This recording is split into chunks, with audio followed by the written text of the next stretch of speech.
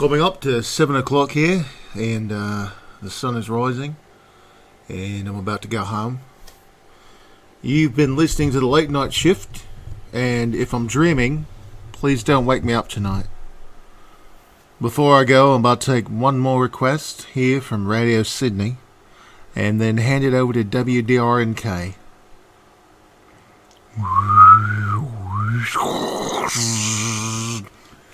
You know, I keep telling that guy, I tell him, you know, last year for Christmas, I sent just these great fruit baskets to the guys at WDRNK, to the guy who runs the place, you know him, Sammy. And I sent it to him, and then to his secretary, just these beautiful big baskets of cheese and fruit and, you know, hummus and all that bullshit. And you know, I didn't get thank you note 1. Yeah, not anything. I sent these gargantuan baskets, and, well, you know, I mean, I probably should. Next year, I think I will. You didn't tell me we were on the air, you cocksucker. Hit the thing. Hit the point. Crying out loud. I'm not even ready for this. Hang, will you just... Tom. Yeah, what do you need? Will you just hit... We got the music. Will you just hit the intro music?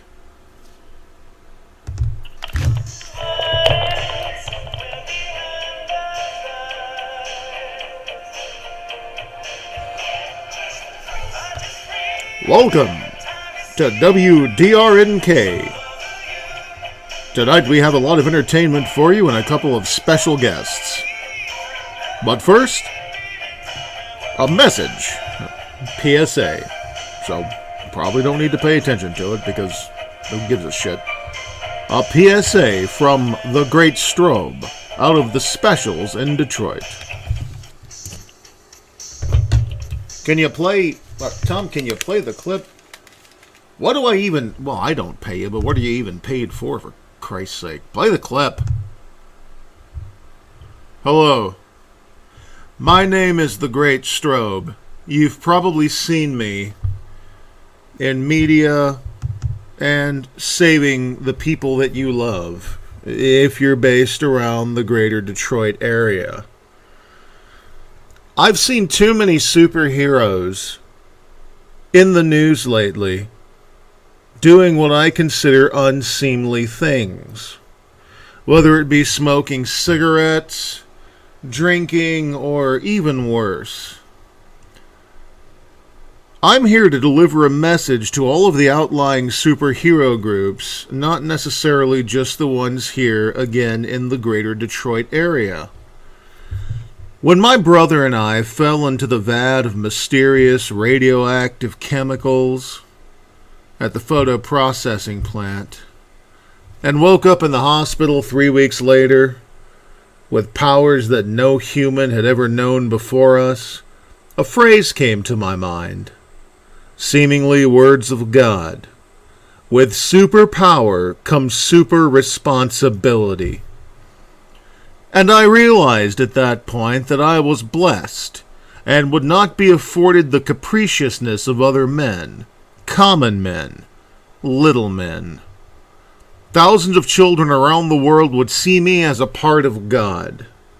If a recovering alcoholic sees me in a bar drinking alcohol and he has a poster of the Great Strobe on his wall at home, and he says to himself, the Great Strobe can share a beer, have a shot, why can't I? Who am I? I'm a little man. And he gets drunk, and he goes home and he beats his wife to death with a crowbar. That may as well be my hand beating that woman to death.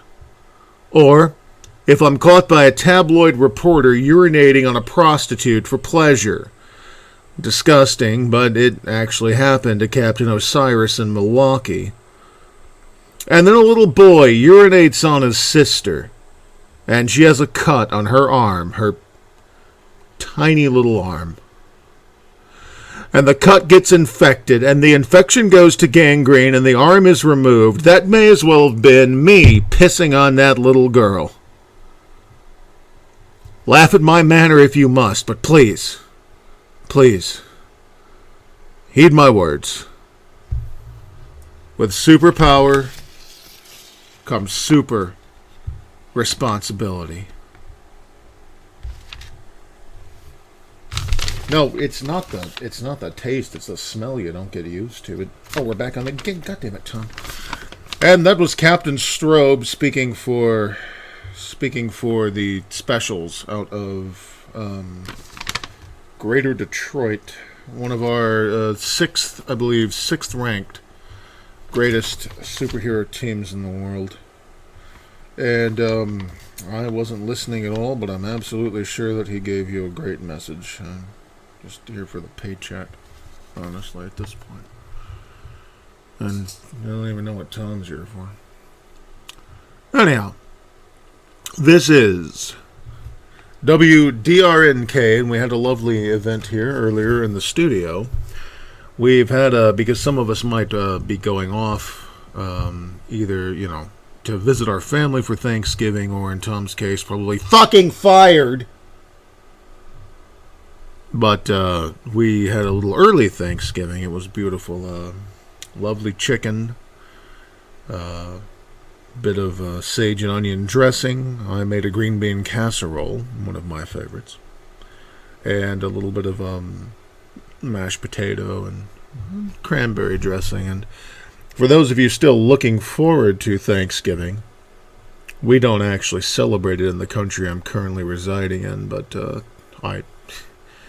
I'm the only one here with a gun. Isn't that right, Tony? The only one with a gun in Australia, aren't I? Yeah. That will guarantee that the fucking sound clips come up when they're supposed to. Anyhow, I made it a tradition here at WDRNK at the studio to have a nice Thanksgiving dinner early on in case people want to travel, or in Tony's case, you assume an alternate identity before I find where I put the bullets. I got the gun, I just want the fucking bullet. I swear to Christ, Tony, I will find those goddamn bullets. They're somewhere in my luggage, alright? Just cue up the next thing so when I'm done talking they can hear it. Anyhow, and it was lovely with stuffing and cranberry sauce. So for those of you looking forward to Thanksgiving, I tell you to do this if you would. Those of you, of course, who have an appetite, I'm sure the thought of food revolts a lot of you fucking degenerates. But we all suffer from the same affliction, we all just have different symptoms. For those of you that do have an appetite, picture a fork, a long tined fork. And for those of you that might not know that, you could learn something today. T-I-N-E, tine. That is what the prongs on a fork are called. So imagine a long tined fork.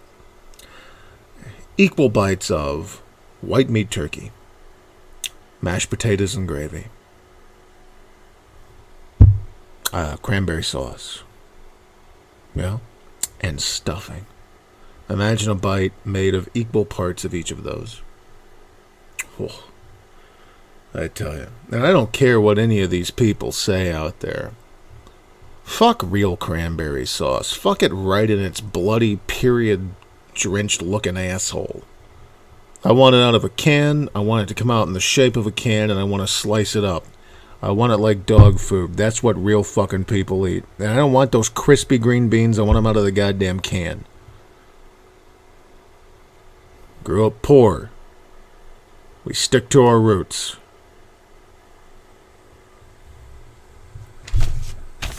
Now, I'm going to go ahead and look at this pornographic magazine while I turn it over to John.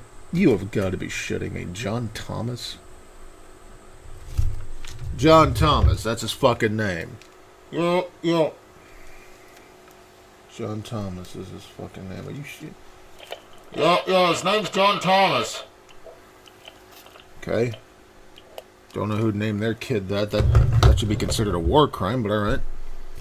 We're going to turn it over to John Thomas for his... Are we doing this every week? Because seriously, I could get used to this just fucking half an hour to just while some other asshole talks, and I get to walk away and I get to have a couple of shots in the bathroom. I mean, you know that's not really bottled water I bring to the studio every day, right, Tom? That's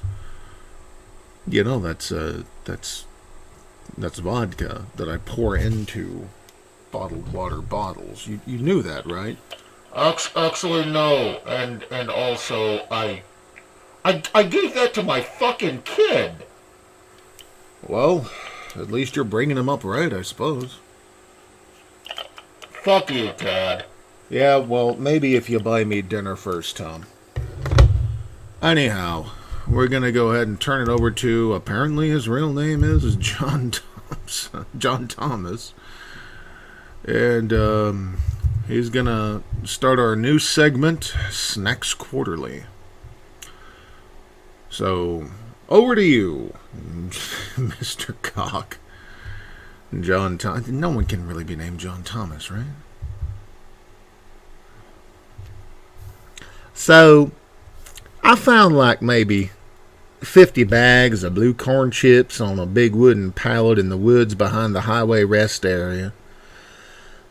I used to find a lot of snacks back there. You see, I think sometimes trucks are making deliveries and the box falls off the cart or whatever, and a couple of days later it's still there when I'm walking through the woods to buy a Big Mac or, use the big rest area toilets that never clog and flush as if with anger.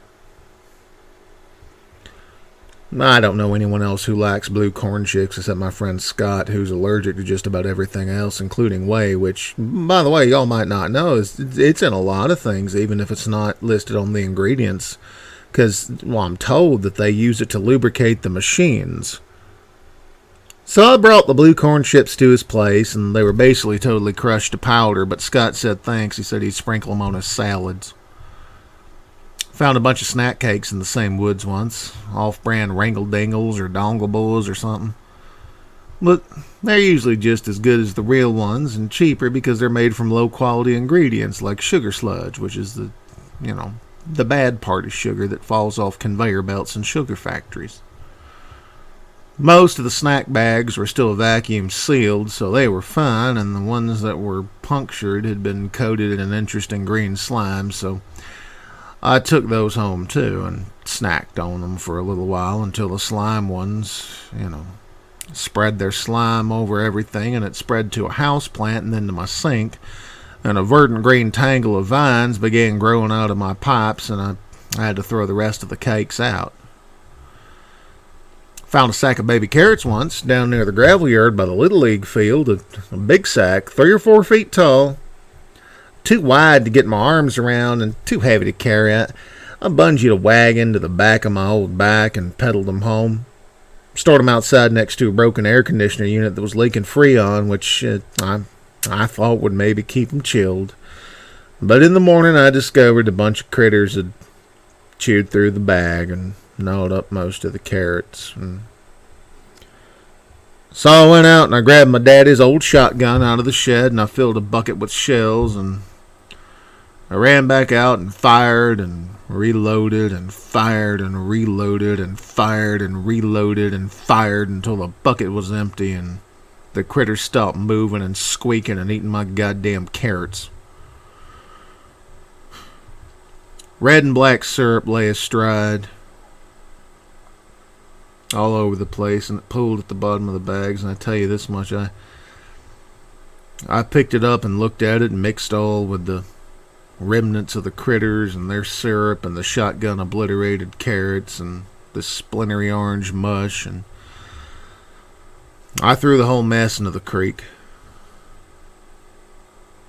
A couple of critter parts had fallen out and laid astride the blackening trail that led from the AC unit to the water, but I left them there.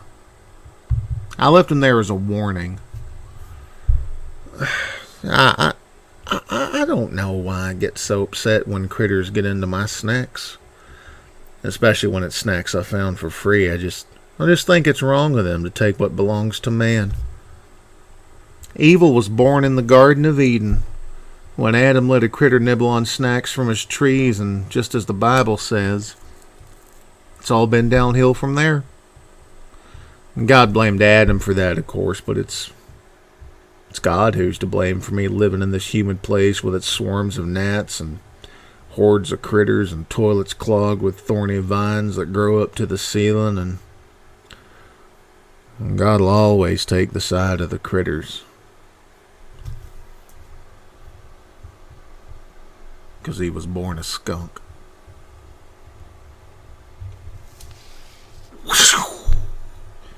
WDRNK.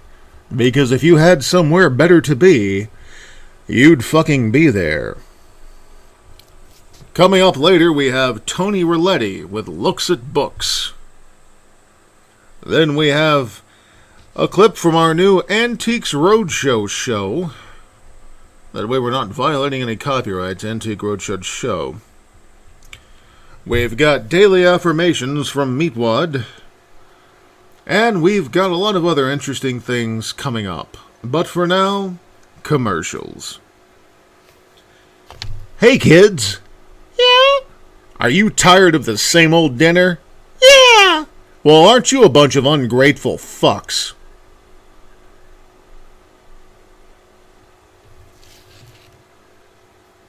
Coming up later, Antiques Roadshow.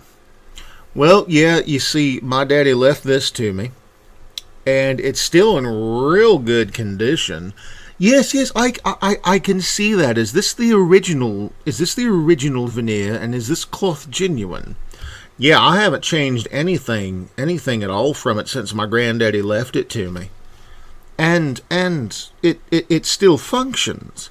Yeah, I was real surprised at that too, but it does. It actually still works if you activate it. And what's his name? Well, Jamal. Wow. And how old is he? 80 years old, sir.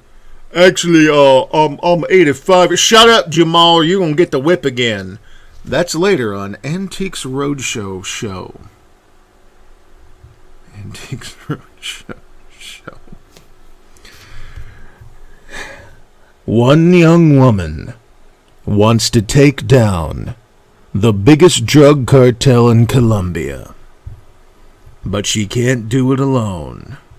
No, because I need your help.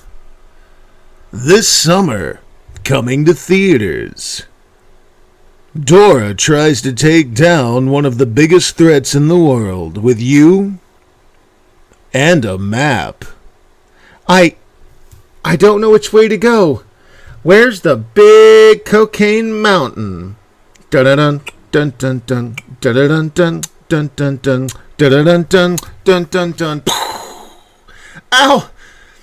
The Jeep is dun dun dun dun dun dun dun dun dun dun. Swiper, no swiping.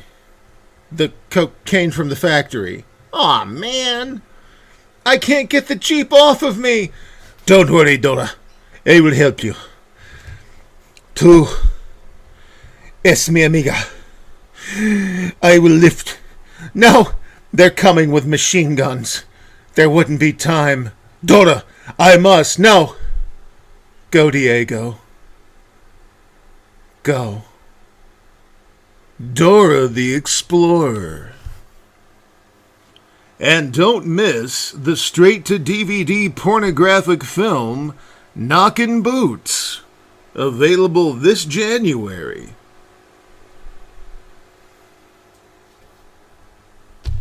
And we take a moment of silence while we all think about what it would look like. The Knockin' Boots. The Knockin' Boots pornographic movie. I mean, I've got an advanced copy, but y'all can just sort of, y'all can imagine what it's like. And now up next we have, are you laughing out there? For crying out loud, Tom. Yeah, I can have some sort of pleasure in my life that doesn't involve a substance. Pretty sure you're only laughing because you're drunk. And I'm pretty sure that I'm not going to unlock that door and let you out tonight if you don't shut the fuck up. Yeah. I gotta see my kid. Yeah, yeah, you can see your kid through the fucking window for all I care if you don't shut the fuck up and don't unlocking that door. That's what we call in the radio industry management. You know. At least I can manage an erection. Tom, I swear to God, I will find those bullets.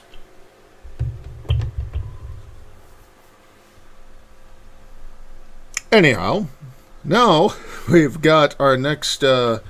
Meatwad is going to give us a daily affirmation and a simple quest to do.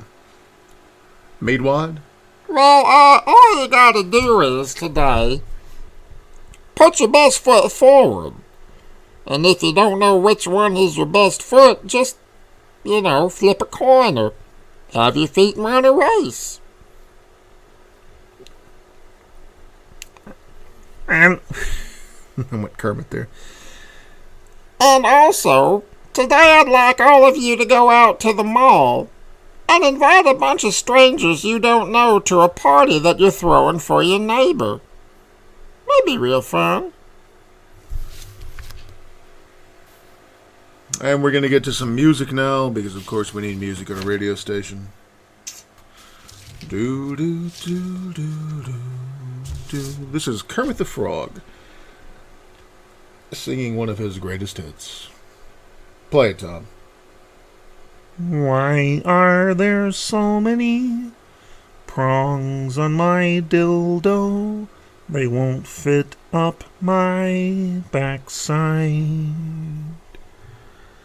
Dildos for pleasure, but only sometimes. When people come over, they have to hide. Why can't I find any lube that won't hurt me? I have bad allergies, you see. One day I'll do it. I'll pick up a sex toy and painlessly ram it in me.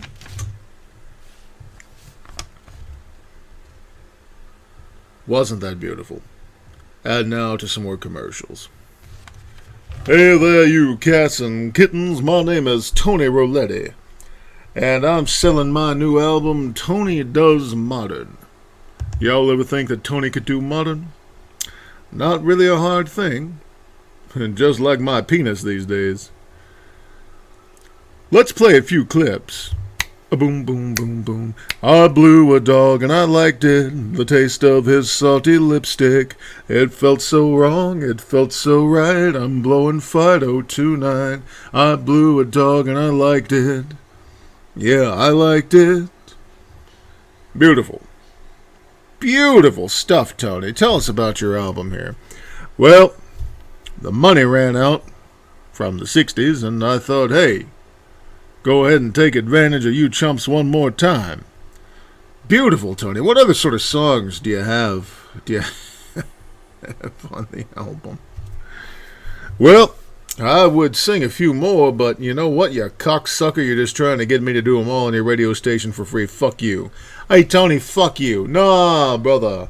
You a real simp, ain't you? I'm talking you are an L7 of terrific square. Hey, you know the only thing that's square is the paycheck you're going to get, because all I'm writing is on a post-it note, don't pay this asshole. Hey, man, no need to get aggressive here. I mean, come on. Tony's got to get a fifth of scotch. I tell you what, I'll give you a fifth of the bottle I got left. How's that, you cocksucker? And I won't have a security escort you out. Hey, Tony's cool. Tony's cool. Walk out. Your car's the red Mazda, right? Nope, not even close. I haven't been allowed to drive for at least 11 years, you cocksucker, but nice try. Get the fuck out of here. What's up next, Tom? Well, actually, that was supposed to last about half an hour. Christ, did you not book like a secondary guest? Yeah, I did, but remember you had sex with her in the break room and said you were going to use a condom, and then you showed her that you didn't, and you thought it was really funny and she didn't? No? Oh, Christ, come on. You got it. Ted, you got it. Seriously, you don't remember that? Well, even if I do remember it, I would be a real fool to admit it on air. So we'll just see what we have left over here. Can I play one of the, Can I play like a... Play another commercial. I don't... Well... I don't have any commercials queued up. Well, cue one up. Alright, hang on.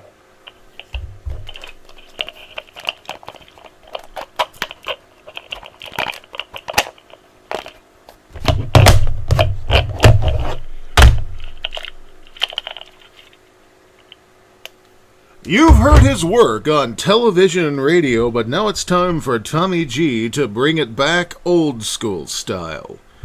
Old school back to the 80s. With his new album, Memories of Memories. Only $19.95 for 2 CDs, or $12 for 2 compact cassettes. With such hits as... I've got your picture, I've got your picture, and I want it all over myself. I asked a doctor to take your picture, 'cause I want to see you inside as well. You've got me going up and going down, I'm turning up, I'm turning round, I'm turning Japanese, I really think so. Turning Japanese, I really think so. And for all of you Justin Bieber fans out there, and I was like, baby, baby, baby, baby, baby, baby, I just thought that you would always be mine. Call now, 1-100-2238-9763. Sorry, no CODs. And that's our call sign, I believe, for now. We'll be back with you in just a moment.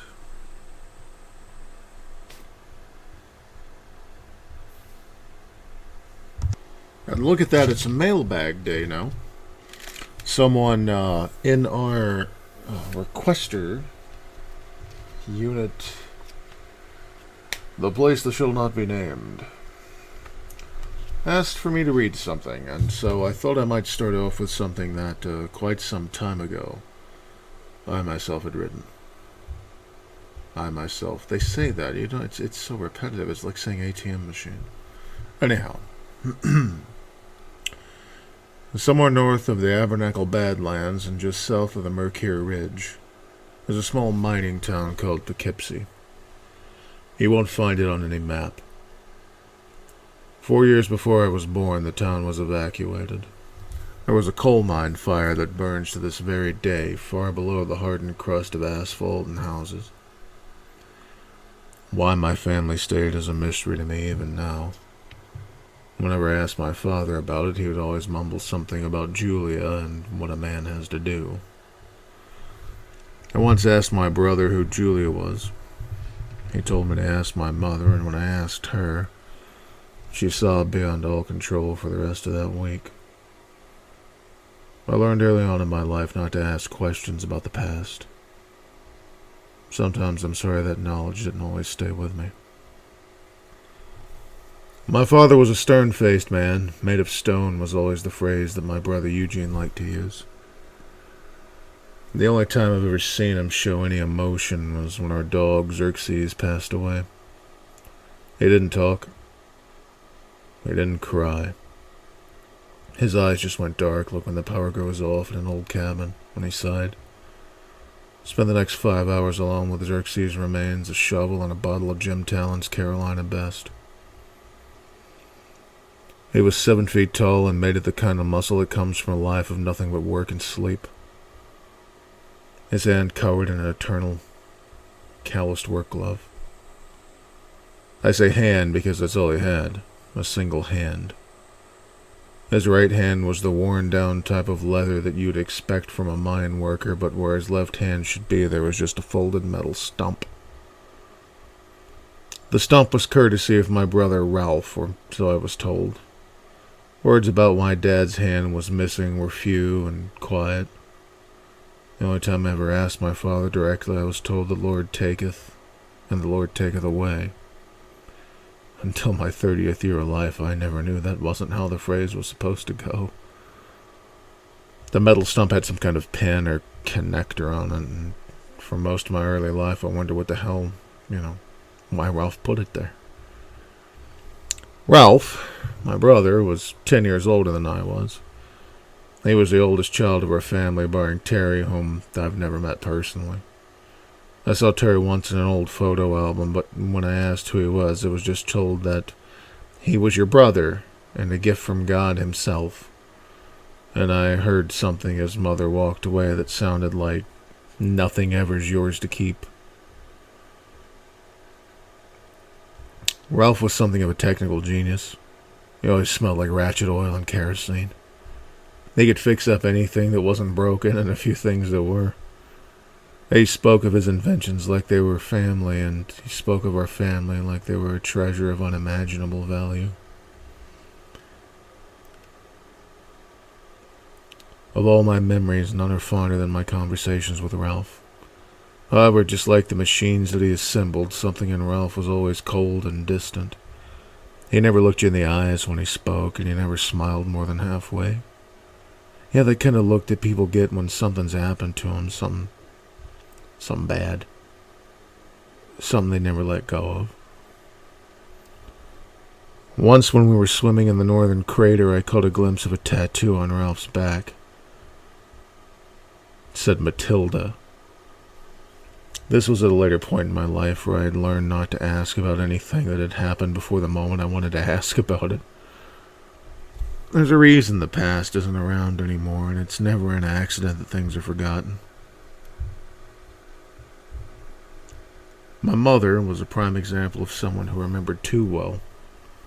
It seemed that everything in the house had a memory attached to it, and at times I wondered if she would have remembered anything at all if it weren't for her keepsakes.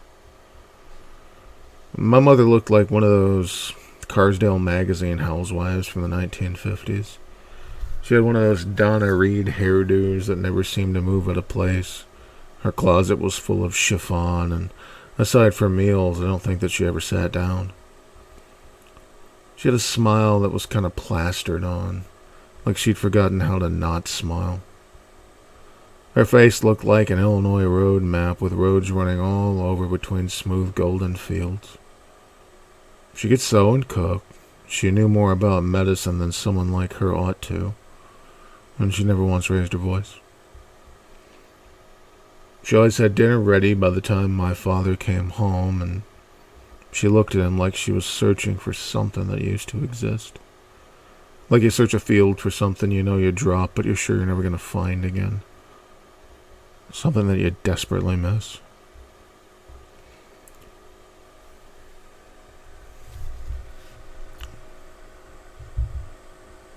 Eugene, my other brother, and the only member of my immediate family I haven't mentioned yet, was a big fella, 7 years my senior.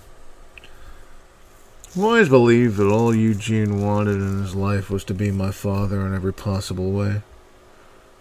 He worked the mines before he was rightly old enough to do so. He only ate as much as my father did in an effort to mimic his physique, and once when I was very young, I remember seeing him out back with the wood axe, contemplating whether or not he found his left hand defensive enough to offer it up to what I could only assume would have been the god of whimsy.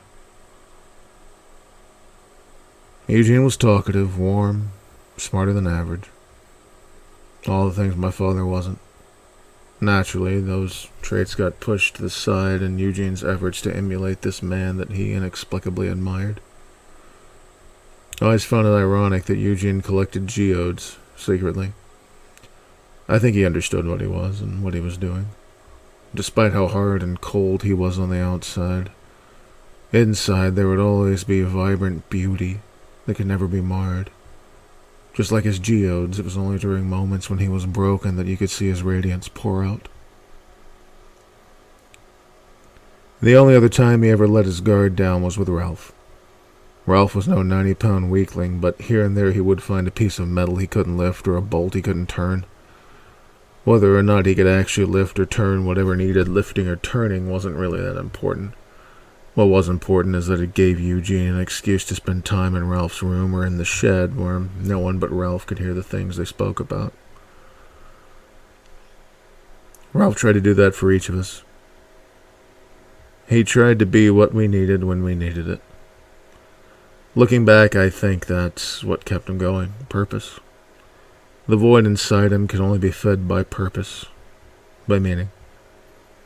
He needed to feel like he was doing something meaningful to keep the beast at bay. He did have purpose. Whether we all saw it or not at the time, Ralph was the only thing really holding us together. Whether it was setting the table when Mother was having a hard day or knowing when not to talk to Dad, everything he did was just exactly at the moment he needed to do it. And we never realized it until he was gone. A few weeks later, after my 13th birthday, I saw something I hadn't thought possible. I saw my brother Ralph weeping.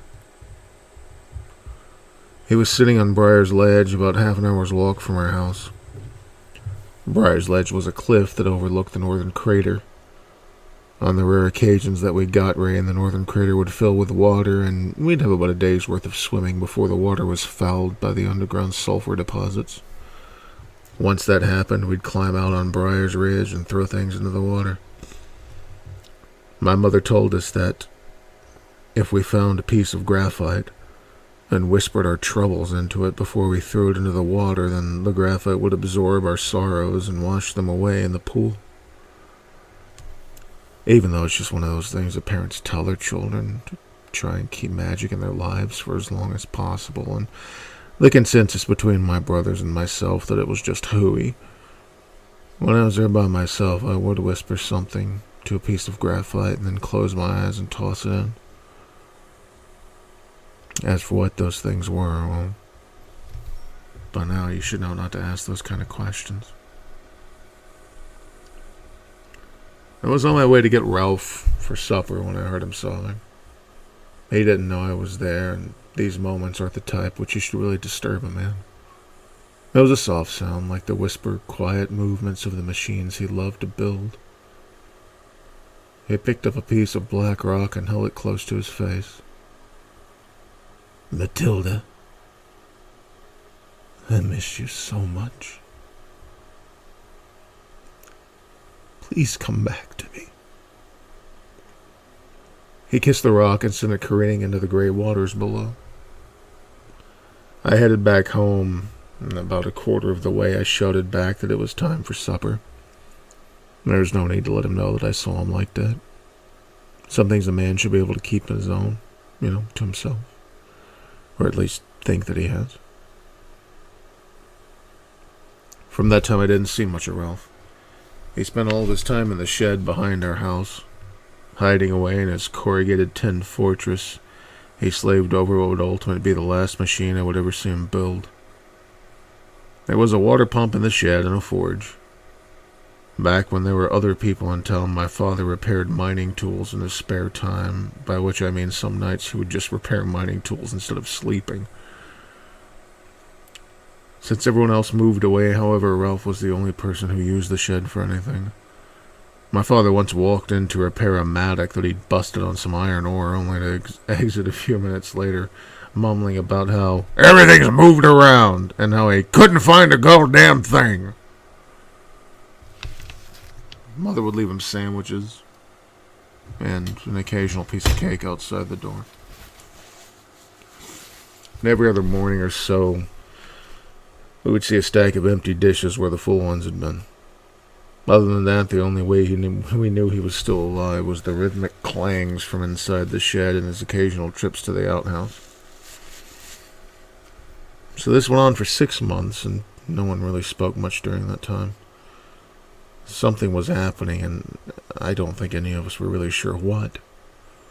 Mother cooked the meals, silently, and Dad went off to the mines every morning like always. Everything felt hollow, artificial. Then one day, about 6 months after Ralph had started his project, something happened that I had never seen happen before or since in Poughkeepsie. The sun shined. I know this may not sound strange to you, but this wasn't something that you ever got to see in Poughkeepsie. Around the time the fire started in the coal vein under the town, thick black smoke began to pour out of Potter's Ridge. The smoke was so dense and black that the entire area suffered from what my father called a nuclear winter. I have no idea where that name comes from, but it's essentially when the sun is blocked out by foreign matter and the area below becomes very cold. Very cold. This was only half true for Poughkeepsie due to the cause of the problem being a coal fire. The sun was blocked out, but it wasn't as cold as it should have been. To compensate for the lack of celestial illumination, we had a series of lights built into the mountains on poles on the flatland. This was done by the city commission before it was decided that there was no saving the place. The lights were on timers located somewhere in the mountain that would come on when dawn was supposed to hit and become brighter as the day progressed until about 1 o'clock, and they'd start to fade down until they'd gone out completely, just trying to mimic daylight. So you can understand how shocked we were when the usual clinical white-blue of daytime was replaced with a yellow-orange that all but 2 of us had never seen before. We ran outside to be sure that this wasn't some kind of fever dream and saw Ralph sitting on the roof of the shed with his knees to his chest looking at the sky. He looked at us with an expression his face had never held before. A full smile. A genuine smile. And for a moment I saw in him what had always been missing. Happiness. Like the crater we swam in as children, his heart, for a brief moment, was filled with cool relief. For a moment he was whole. He hopped down from the roof and gave her mother a hug. "She's called me back," he said. "I'm going home." My mother held him close and smoothed his hair back. She smiled and kissed him on the head. Silence held for a moment. When our father returned home, he was very quiet. He saw Ralph, but didn't acknowledge that anything was out of the ordinary. He took his place at the head of the table and buttered his bread, as he always did, and Mother poured him some tea. "The sun shined today," Mother said quietly as she filled his glass. "It can shine all at once. Ain't never gonna hit anything worth 2 nickels in Poughkeepsie," he said in a low tone. I couldn't decipher if his disdain was for the sun or the town. "Just unusual's all," she said as she went to get the roast out of the oven. "I have no need for the unusual. It's nothing more than unpleasant to be offered a taste of something that I might never see again," he said in the same tone as before, his eyes never moving from his tea glass. Mother set the roast down on the center of the table and went to get the vegetables. Dad began to fill his plate with slices from the roast, and then potatoes, the only vegetable I've ever seen him eat. Mother laid out the rest of the meal and took her seat. My father ate as usual, and without looking up from his nourishment, he said flatly, "So I guess you're gone then." Ralph looked slightly worried. "Yes, sir." He hesitated. Dad didn't usually start conversations unless he felt he needed to stop something unsavory from happening. "You're a fool, you know. Never been anything out there for any of us." Or nothing ever shined here that didn't burn out fast? Yes, sir. Ralph said quietly, not really knowing what to say. You're just going to burn up out there, Ralph. Where she went, there ain't no way to follow, Father said, his tone slightly softening. Ralph looked my father in the eyes.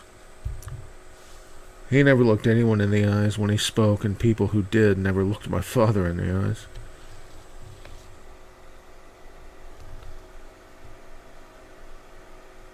There are just some things a man has to do, he said with a half tear in his eye. Ain't nothing ever going to change that. A man's got to make right what he's made wrong, and you know that more than anyone here ever will. If I burn up, I burn up. But it'll kill me a damn sight faster than this regret I've carried around for the last 14 years, Pa.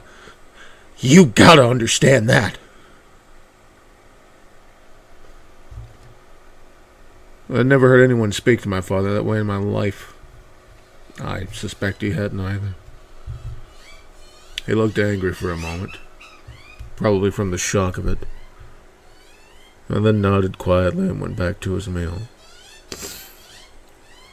Not another word was spoken for the duration of our repast.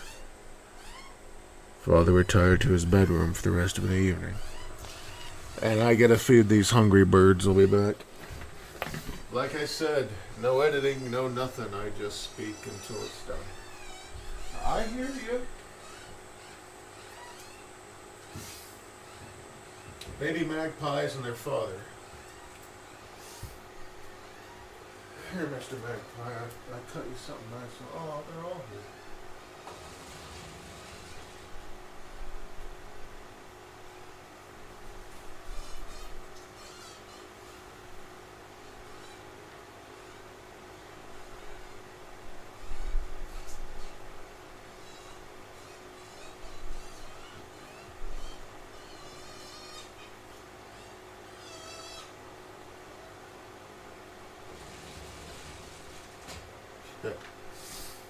Breaks immersion, I'm sure, but children need to be taken care of, whether they're human or not.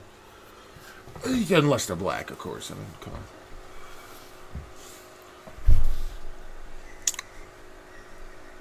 on. So we left off at Father retired to his bedroom for the rest of the evening.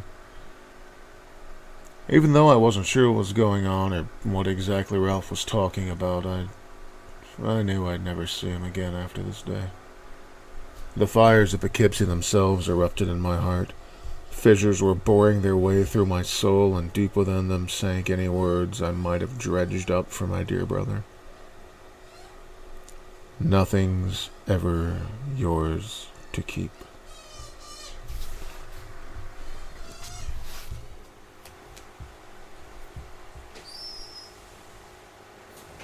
They're still hungry.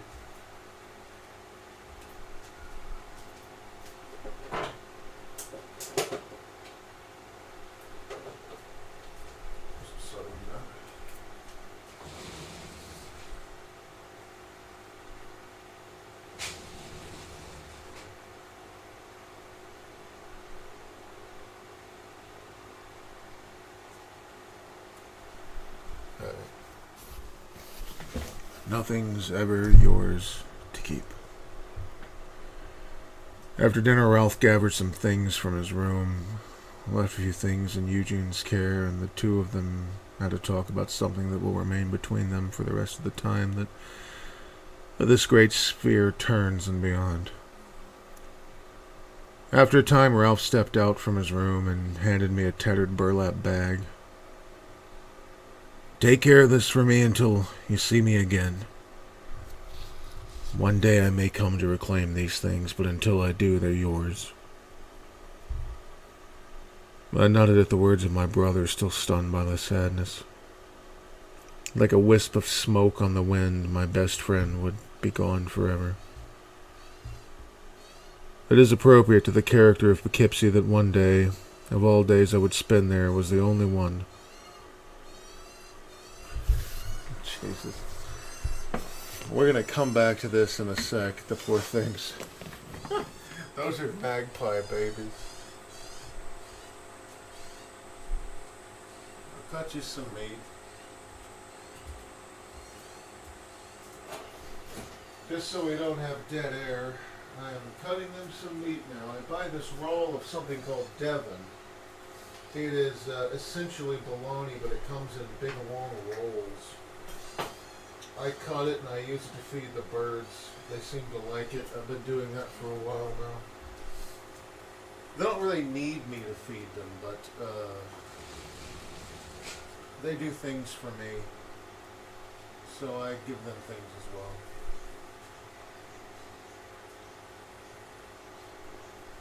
It's a quid pro quo kind of thing, but it's more just family. They'll come and sing, they'll come and take care of things for me. And, you know, it's not a trade if you have a kid and you feed that kid.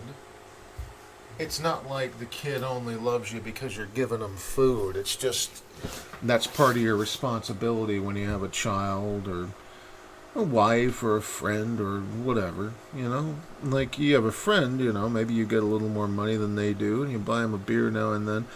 They appreciate it, and sometimes if they're out of money, they might ask you about it, but you don't, like, it's not buying friendship, like, you know, like some people do. There's definitely an equivalent exchange here with the birds. And that's why you hear that or heard that squawking. They bring around their children. Birds are very picky about that sort of thing. They bring around their children only to people that they trust. Otherwise, they might come up for food and bring it back to the nest or bring it back to where their kids are waiting. But they've been down in the paddock for a while, and they've just started bringing the kids up. Birds train their children.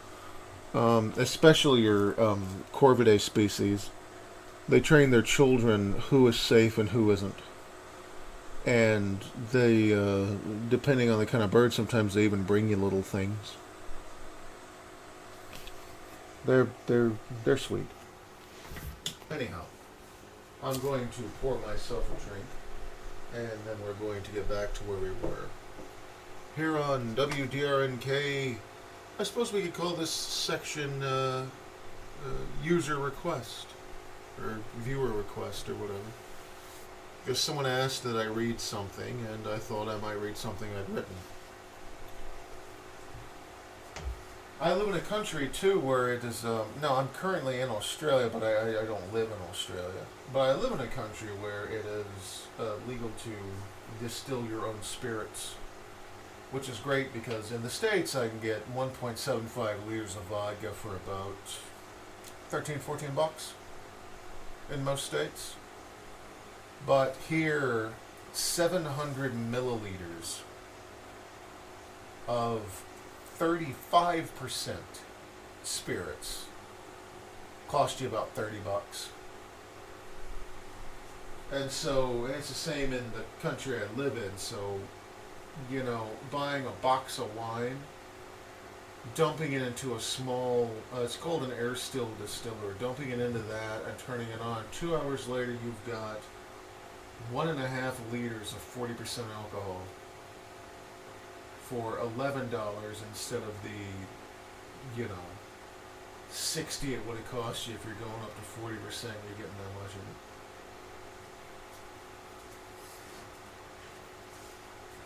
Just so we don't have dead air while I'm pouring this drink, let's see here. Tom has already been locked completely in the booth, and I cut off his microphone.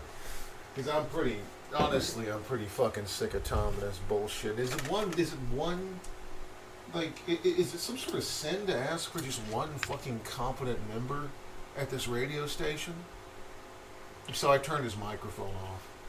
Oh, actually, you didn't turn it off. You just put peanut butter on it. Christ. How you doing, Tom? Are your headphones working? What do you think, asshole? Okay. We're just making fun for the radio, right? I mean, you know, I didn't mean any of the stuff I just said. Now, why did you handcuff my ball sack to the underside of the chair, the metal bit that I'm sitting on? Oh, no, you did that. Oh shit, yeah. I've been drinking again, haven't I? You have indeed, Tom. You have indeed. I'll unlock the door for you Thank you. as soon as the show is done. Oh Christ. That's Tom from the booth. Tom's a good guy sometimes. He bought me pizza once. Well, okay. He didn't buy me pizza. He had some left over in his car and heated it up in the microwave and then forgot to take it out. And then after I ate it, he wasn't upset.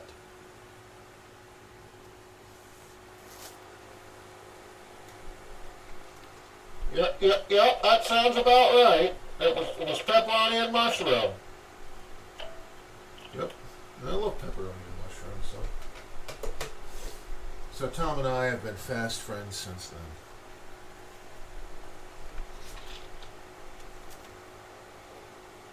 then. And now we drink, and I'm going to tell you one of my favorite toasts. It's in Russian. Ja specprobation pushkin. Let's drink until our hearts stop.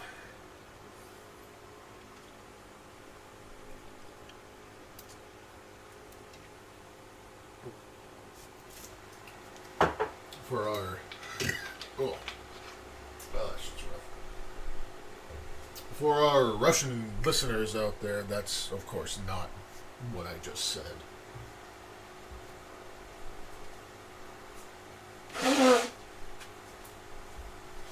I do believe the last time I checked the ratings, we were 95th in this room.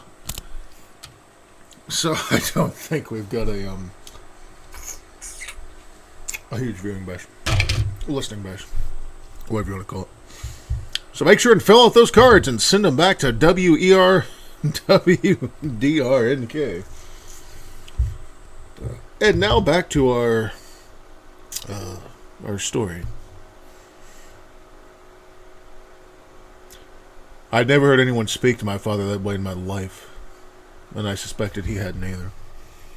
He looked angry for a moment, probably from the shock of it, and nodded quietly and went back to his meal. Not another word was spoken for the duration of our repast. Father retired to his bedroom for the rest of the evening. Even though I wasn't sure what was going on or what exactly Ralph was talking about, I knew that I'd never see him after this day. The fires of Poughkeepsie themselves erupted in my heart. Fissures were boring their way through my soul, and deep within them sank any words I may have dredged up for my dear brother. Nothing's ever yours to keep. After dinner, Ralph gathered some things from his room, left a few things in Eugene's care, and the two of them had a talk about something that will remain between them for the rest of the time this great sphere turns and beyond. After a time, Ralph stepped out from his room and handed me a tattered burlap bag. "Take care of these things for me until you see me again. One day I may come to reclaim these things, but until I do, they're yours." I nodded at the words of my brother, still stunned by the sadness. Like a wisp of smoke on the wind, my best friend would be gone forever. It was appropriate to the character of Poughkeepsie that day of old days I would spend there. It was the only one in which the sun would shine, as though the Lord himself had reached down through the smoke and placed a hand tenderly on my shoulder. After talking with Mother, Ralph stepped outside and into the shed. Mother finished the dishes and Eugene went to his room. All was quiet in the house.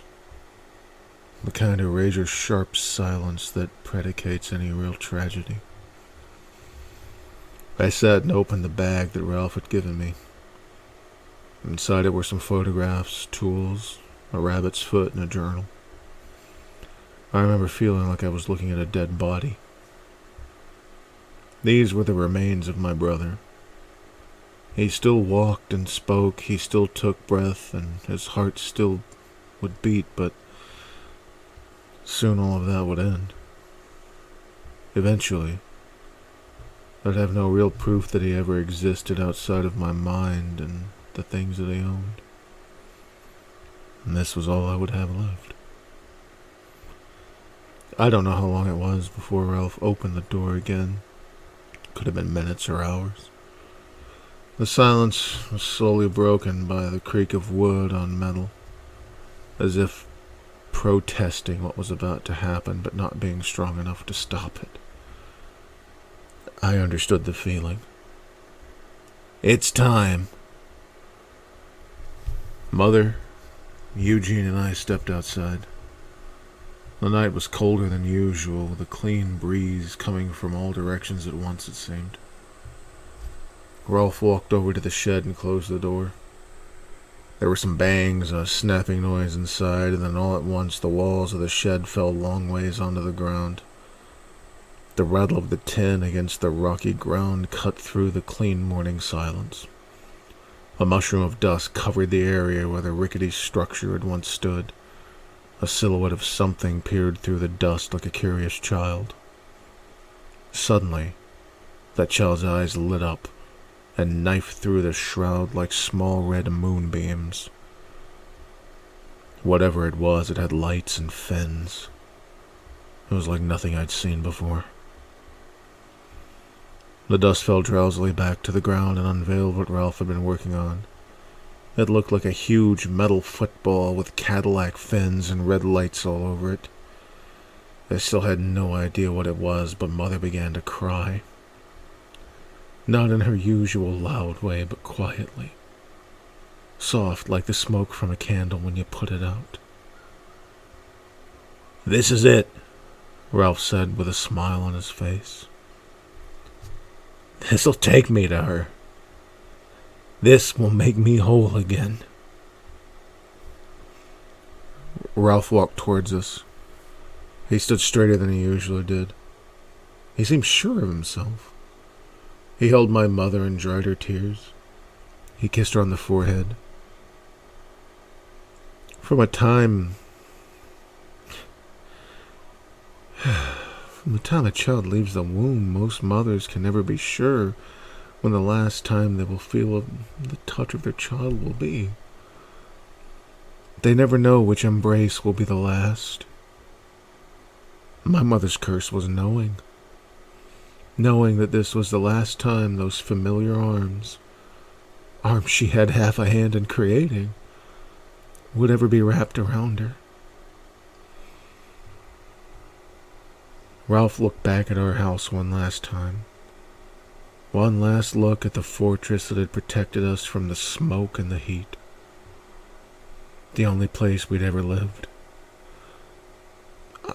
I think that for a moment he considered staying, or perhaps he was hoping for our father to come out of the door and wish him well. I don't know. I can't divine his thoughts then any more than I can understand his reasons for leaving. Sometimes I wonder if the devil made the world while God was sleeping, and why it seems that all truly good men in this world are allowed such a short time in it.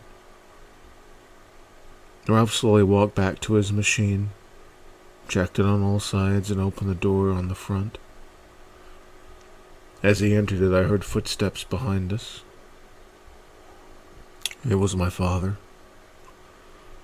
As it turned out, I would see something else I'd never seen before today. Well, that day, and I say today because it still feels like it just happened. But it's something that sticks out in my memory to this day, even more than the sunlight knifing through the coal smoke. I saw my father with two hands.